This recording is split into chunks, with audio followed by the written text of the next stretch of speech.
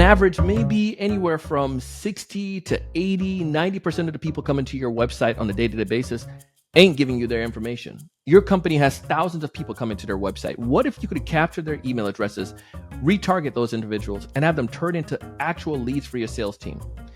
That's what Dan did, and it turned out into a 60x return for them. Check it out. Hey, everyone. Welcome to another great episode of the Sales Evangelist Podcast. I'm your host, Donald C. Kelly, the Sales Evangelist. And I'm so excited for another great episode. I'm so excited to be here with you today. On this episode, I have the one and only Dan Novis. He's a founder and CEO of a company called Mod Mobile. Now, in this episode, Dan talks about how he and his team got a chance to recapture so many people that are visiting his website. On average, you're probably seeing a bunch of people, or your marketing team, thousands of individuals are coming to your website on a day-to-day basis, weekly basis. But imagine if those people were actually turning into leads for your team. Dan and his team decided to do something about it, and that's what this episode is all about. What exactly they did. You'll learn about some of those tools, but you'll hear the strategy that he talked about and what were the key critical things that they found that they needed to focus on in order to make that happen. If this is your first time listening to our podcast, go ahead and subscribe because we're going to notify you every time we drop a new piece of episode. On this episode today, we're going to be diving into this and talking a little bit more and hearing Dan's story. I can't wait to hear what you get from it and how you can apply it. Dan, welcome to the show. Thanks for having me, Donald. Appreciate it. Man, I'm looking forward to it. I bragged about you a little bit in a teaser, speaking specifically around your experience that you guys bring to the table. And in particular, you, this is not this is not your first time addressing a topic like this. You come with a lot of knowledge, experience, and working with your organization. But in particular, many of us as leaders and as sellers, we know it sucks when our marketing team tell us we got a bunch of leads, but then all of a sudden these leads are not as great, or people are coming to us, or I'm working with a company right now where they're not getting as many visits to their website, and people who are coming, they're not converting them. So I really feel that this topic is relevant and pertinent right now. But let's talk about this, for example, talk about this topic right now, Dan. Just dive right in. 80% of people, you guys had a situation at one point where around 80% of the people visiting were not giving their email addresses. Am I getting the story right? Something like this at one point?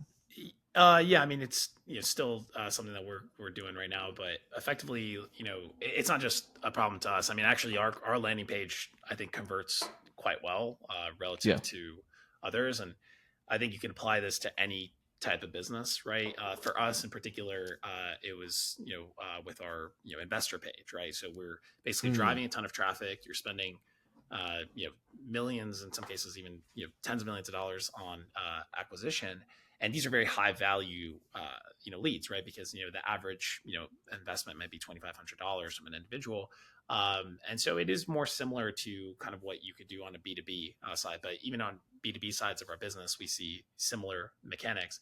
Anyway, so even if you optimize at a certain level, you don't know what's going to happen on the other end of that page. Like someone could be, I'm really interested in this. Like they click, obviously there's an intent, but then their kids walk into the room, right? Or their browser closes, or they have a meeting, right? And you just don't know what is happening on the other end. And so what we basically, tested out was this concept of like, okay, we're able to get 20% of the people coming to our page to give us their email, and in some cases their phone numbers as well. And that's good, right? And then we could basically run that through our funnel. But then, how can we get more, right? And then there's certain tools out there right now, services like retention.com, not affiliated with them or anything, but you can check it out. And essentially how these things work is, it started off with like e-com, a lot of e-com sites were using these types of services. And so you're going to buy a product, and then, they want to kind of like, if you don't check out, they'll send you an email of like, hey, we saw that you checked out our site. Here's an extra 25% off, right? To try and get you to convert. But I think you can apply this actually to B2B quite well. And what we found is like when we did it, we basically had a two-step approach to it. The way that these businesses work, retention is a part of like some sort of data share that is happening. And effectively, these other businesses that retention is partnered with have opted in to create like a data alliance in some capacity. And so what they're able to do is about match approximately 30% of your anonymous traffic visits to likely an individual. And then here's their email address. And so what you could do at that point in time is basically take that email address, um, and then essentially put it through a funnel, right? And so there's a whole host of how to do that. But then you can basically send, like in our case, what we did was like, hey Don, we saw that you checked out the our site. I'm Dan, I'm the founder and CEO of Mode Mobile. And then I kind of just go into kind of explaining what the company is, and then we have like a 3 or 4 step drip that we run. What ended up happening is like, the cost to get these email leads, because, it's targeted, but it's not at the same time, right? They didn't give you the email address, but they definitely showed intent at some point in time. And that's how we got that there. But that interest there. So it's another retargeting mechanism that you can do. And we ultimately had like, a 600% like return on our cost, like from a ROAS What? perspective. Wait. What? Or sorry, a 60x return. Yeah, because it was like, I think we spent, maybe like 15K and then brought in like 750K, something like that. Dude, that's crazy. Yeah, and it was within a short period of time, and you had to. I think the most important thing here is like, first, like you need to understand how email works, right? You got to inbox. Like inboxing Yeah. is like because your there's a whole science to it. So I'm not going to dive into doing that. Hopefully, there's a lot of other videos that people can go watch to kind of how to do that, or services. But basically, you could work with an email provider. You send that, and then as long as you can inbox, then there's a direct contact there. And if you can answer the questions and things like that, people are more likely to do that. And then we actually were able to, segment it into age groups. And we found that the, the best segment for this was actually 55 plus. So like boomers specifically, were really receptive to an inbox direct. And I think it's also really important to put a name to a face, or like, I Mm-hmm. wouldn't send it as like, hey, this is Mode Mobile, like you're reaching out and it's just like a general at Mode Mobile. It was like, hey, I'm Dan, I'm the CEO of here. It's a inbox that's monitored by my team.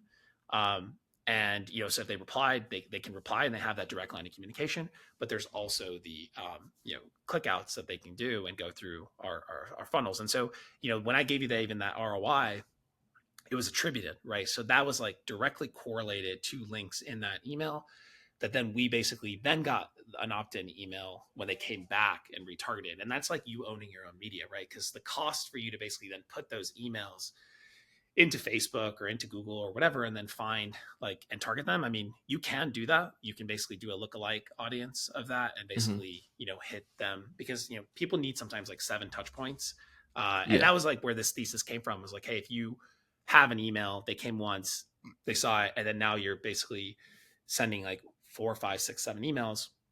Those are the touch points, right? And the inbox is something that people have that habit. Again, it worked with the younger demographics, but it worked the best with the older demographics. And I found that resonated really well. And then the copywriting is just really important of how you write it, I guess. Why did it work so well with the older demographics, you think? Well, I mean, I don't know. I think that there's like a larger cultural thing with the older demographics. So basically, like, what we find is like we spend a lot of money on newsletters. I mean, we drive a lot of traffic on newsletters. It works really well for us. And so I think that there's an element of that where it's like, that's kind of like the Instagram for like Mm. the Instagram influencers for the older generation. And so I Yeah. think like, they're just more likely to respond, as opposed to like Gen Z. I don't know. I didn't really see, I mean, different markets, not really the audience I'm going after for our investment, but I think like the younger it is, and maybe like they think, oh, that's not authentic. You know what I mean? I'm not getting that. Whereas the older generation may think it's more authentic. So I don't actually know why Yeah. it worked. That it was just like kind of a pattern that we saw, but we do see that email newsletters is like the preferred method of communication, of where people are getting a lot of their news, especially in that, starting with like, I think older millennials, Yeah. Gen X, and then definitely boomer. It just gets more and more pronounced, the older the generation gets, and I would say it starts with older millennials, like that are 35 to 40, and then it'll get more pronounced as Gen X and Boomers. We're gonna go deeper into more things that you guys did because there's more to this as well. But I want to go on Mhm. to that. Are you guys using like a separate newsletter site, or are you using something through your email provider? Are you using like Beehive Uh, or I what? mean, you could use a, I don't know, you could use a Beehive. I mean, there's a variety of things you could do. I mean, you could use like SendGrid. I mean, there's just so many different. I wouldn't use like I wouldn't use like Mailchimp or something like that. There are specific providers because there's a lot of rules with domains now too, in the sense that you want your domain score to have, and I'm not like the utmost expert. We have people within our team of all the nuances to this, but at the high level, there's a certain domain score. You need to be able to also have a certain unsubscribe rate. There's like things like that. So you don't want to like, hit people up too much to where it's going to impact, because then you're just going to land in spam. So it's kind of like finding the right mix. If you've never sent an email and then for some reason you're driving 1,000 leads a day on your site, and then now you randomly are starting to send like 200 emails a day, that might cause problems for you. For us, like we have an email newsletter business, and so our Mm. domains are pretty seasoned, right? I mean, we have 5 million subscribers on our newsletters, and so we're able to ingest a lot of traffic in that way, and then use this as part of kind of the campaign. So I think like there's two ways to do it. So I gave you one that's a bit more direct, like, hey, you came to my site. I'm Dan. Let me introduce the company. Answer any questions. Da da da da. Go through kind of like that funnel and whatever product you're selling. Um, and then the other way to do it, and this is kind of just like another thing that we do, is like we also may put them on our newsletter. That's more of like a market newsletter. So we created like a newsletter that's like, we knew that people that were clicking on our link are interested in investments. They're interested in IPOs. They're interested in news. They're interested in like all that type of stuff. And so for us, we were like, hey, let's create a newsletter that's focused on that news. So think like a Morning Brew or Robin Hood Snacks, like that type of style. And then we will put the leads on that after a period of time, so maybe a week or two, and then they just get that news content. And it's really the idea there is like just provide value for people, and then they also become familiar with your brand, over time. And so even if they don't convert to what our ultimate goal is, which at the time for us is like investors, um, they're being exposed to our brand over time, and in the future they may actually become an investor. So I think that like there's value to be had there as well. And then you can also kind of track these metrics, because sometimes like people may it's just another touch point. Like if you think about it, right, if it's another newsletter that's like hitting there, and now you have this other touch point, and you obviously have to allow people to unsubscribe and things of that nature. But it's a very cost effective mechanism to drive traffic, and you already know that there's an interest there because they clicked into the page initially, right? Yeah. So when they click into the page initially, that's how you getting the email addresses in the first place. I think I missed that part when you first started talking. So again, there's like services out there, like retention.com is probably one of the biggest Retention. That's ones right. right now. And I think like, if you really drive it at high volume, like a higher volume with them, like you can probably get it down to, in the range of like 5 to 10 cents a lead, something like that, per That's email address. craziness. Yeah, so let's say it's 10 cents, like just I think it starts at 25, but I think if you Yeah. do enough volume, you get down to 10 cents.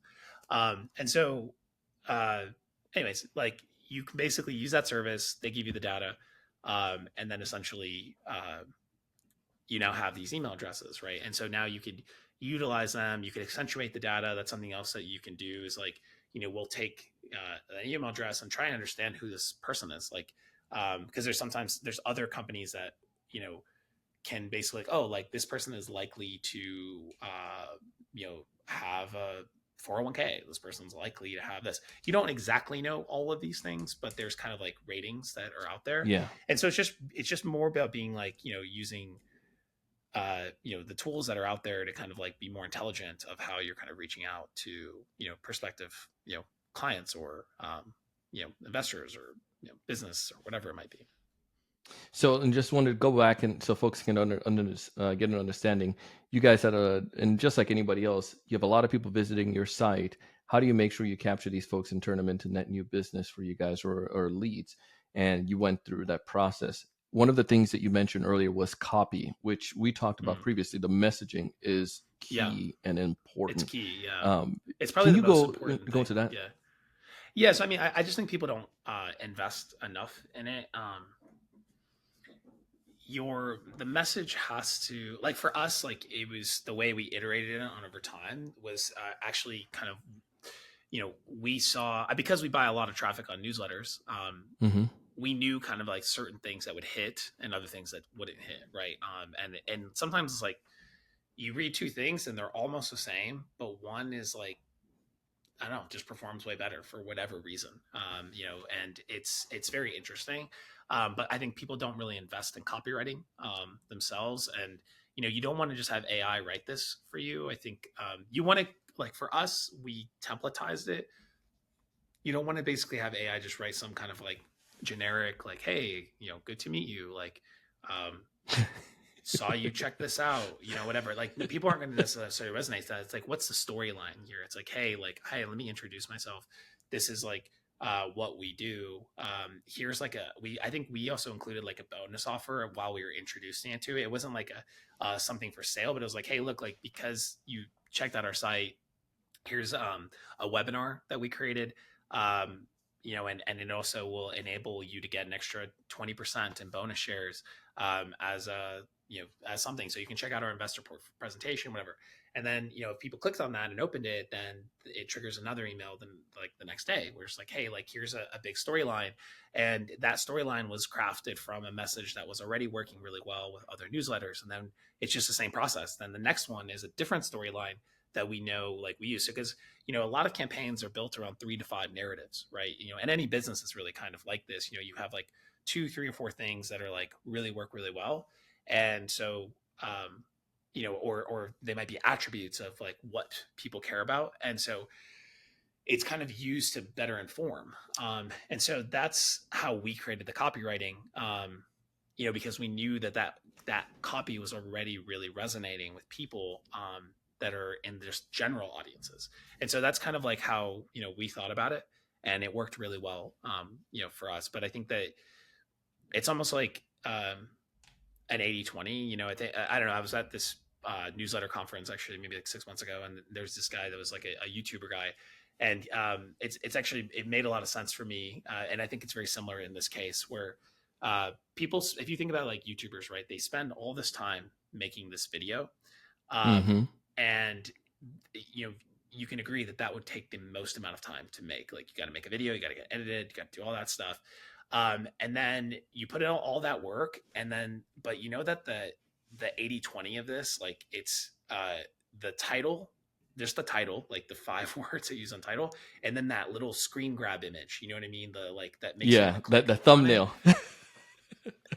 The thumbnail and the title are the 80/20. Like, if you That's don't do crazy. that, if you, like, you should spend, before you even film the video, basically. And it was, I can't remember the guy's channel, he had like 20 million subs, and he was like, before I even film anything, we do the title and the thumbnail first, and if we can't come up with something that's like super captivating, um we won't film the video, because it's not worth our You're time. kidding. It's like, yeah, because and if you think about it logically, it makes sense. Like, Yeah.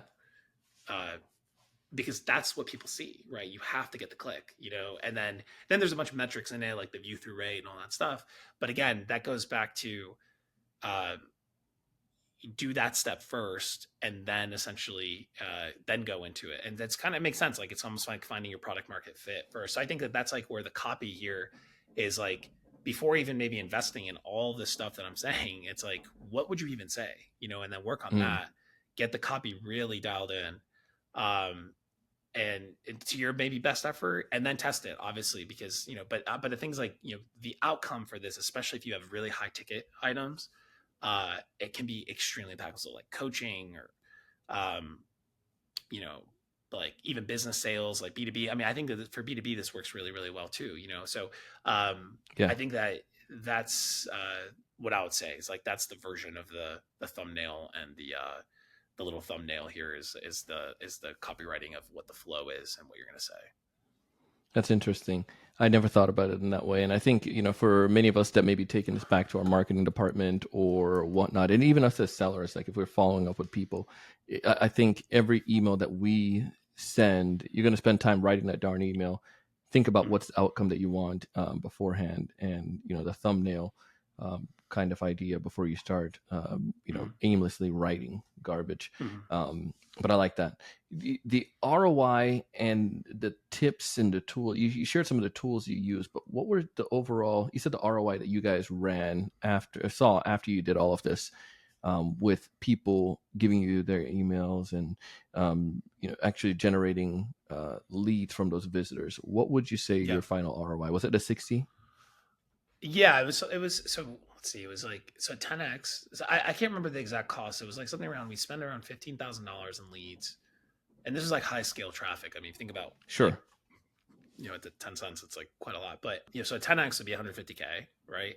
And then, so we were at like, I think, it was around 650 when I checked it a month and a half ago. I haven't actually checked it, or 2 months ago. Right. So I think I think it was like, in the vicinity of like a 40 to 60x, right, if you think about it. So, what I think is really important to note here is that is attributed, right? Meaning that, we have the tags in this place, but when you click on the link from that and then go to the landing page, we're basically have a UTM there that says, hey, this came from, email sequence 1 from this specific channel in this funnel.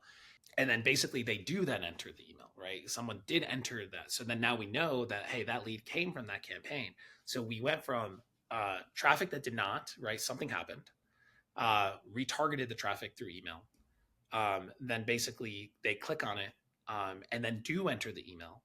And then at some point checked out, through it. And then we could attribute that. So it's possible that it's even higher, non-attributed, because, I don't know, maybe they just went to the homepage, or maybe they, whatever. So I don't know that to that level.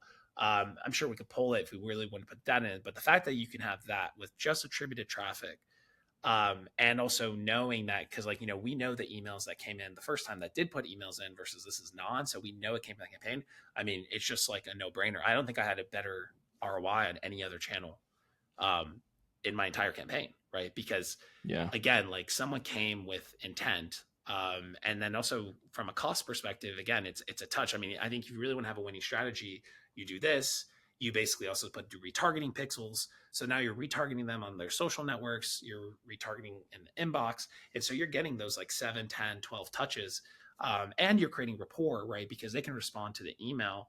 And then, as long as you're on your, on your game with, like, your customer support and stuff, like, you develop that relationship, and now any questions they may have, like, get addressed. I love that. I know a bunch of people are going to be listening to this saying, dang it, I need to go take this back. I think we can get some opportunities here. If folks are out there listening to this and want to get in touch with you, to learn a little bit more about this, Dan, what's the best way for them to connect with you guys? I mean, if they want to see it in action, you can go to invest.modemobile.com. That's kind of like our public facing investment site. I would, even put your email in there. Don't feel that you have to invest in it, but you can at least see how we write copy. And again, obviously it's very focused on my business, but I always recommend people that are thinking about setting up these types of campaigns to kind of take a lot of what we did and just apply it to your business, whether it's focused on, crowdfunding, whether it's focused on selling a course, selling, a product, selling a B2B software. I think that you could basically repeat that model and it works quite well. I mean, that's probably like the best place for them to check it out, and reach out. Love it, man. Well, I appreciate you taking the time to come on the show. We'll put some links back in the show notes, from where you guys started off to where you're at now. It's pretty fantastic. So thanks so much for sharing the tips with us, man. Amazing. Thank you. Listen, Dan came and brought and delivered. And I know the information and insights he shared today was definitely not necessarily something a sales rep is going to take. But the thing is, you could take that back to your marketing team, to your sales leadership team, and have them apply it. With all the changes we're seeing right now with Apple or with many of the different organizations out there, the game is changing. And we need to think more B2C. How can we become more nimble and become more effective? And that's what I got from this episode. And I'm telling you, that newsletter idea is the money, and that thumbnail, and also the simple thing as a title. Think about that when it comes to your messaging. Listen, if you got something from this episode, go ahead and connect with Dan. Check out their process, or go ahead and connect with me on LinkedIn. If you want to learn a little bit more and practice your sales skills, go to thesalesevangelist.com/mastermind. We would love to have you join us. Again, thesalesevangelist.com/mastermind. As always, I want you to thrive. I want you to succeed. I want you to raise the level of thinking. I want you to build a bigger pipe. I want you to close more deals. But most importantly, I want you to go out and do big things. See you on the next one.